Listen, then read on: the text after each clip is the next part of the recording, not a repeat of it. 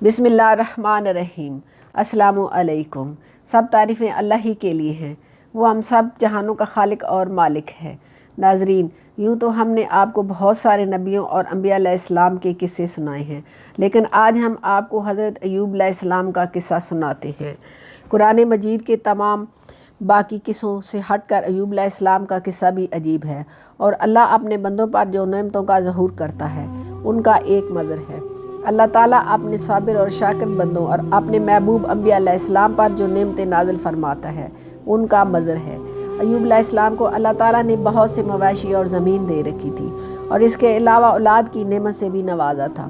اللہ تعالیٰ نے آپ کو ان نعمتوں میں آزمایا، اور ہر نعمت ایک ایک کر کے جاتی رہی، یہاں تک کہ اللہ تعالیٰ نے آپ کے جسم کی بھی آزمائش کی۔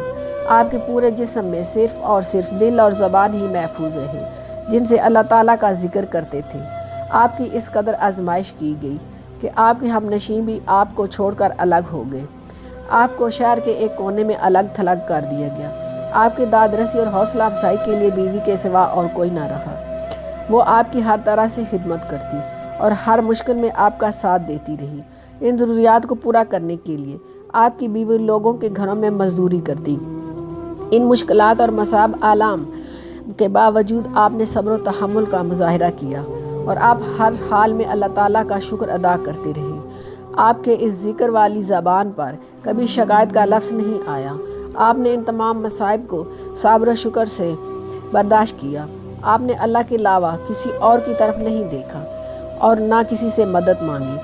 آپ کی ثابت قدمی کا اس بات سے اندازہ لگایا کہ آپ ہر طرح کی آزمائش سے ذرا برابر بھی رنجیدہ نہیں ہوئے، اور نہ ہی اللہ تعالیٰ سے ناراض ہوئے اور نہ ہی مایوس ہوئے۔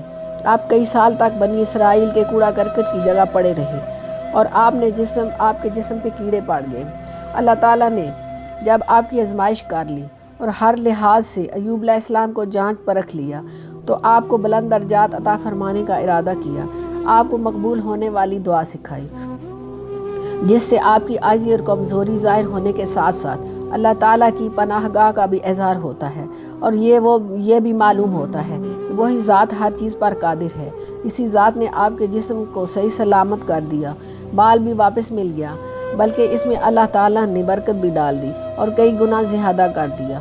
اللہ تعالیٰ نے آپ کو یہ دعا اس طرح سکھائی، اور اس کا بیان ہے: اور ایوب نے اپنے پروردگار کو پکارا، اور مجھے یہ بیماری لگ گئی ہے، تو رحم کرنے والوں میں سب سے زیادہ رحم کرنے والا ہے تو۔ ہم نے اس کی پکار سن لی، اور جو دکھ انہیں تھا اسے دور کر دیا، اور اس کو اہل عیال عطا فرمایا، اور اس کے ساتھ بھی بہت کچھ دیا اپنے پاس سے خاص مہربانی سے اور نصیحت سے عبادت کرنے والوں کے لیے۔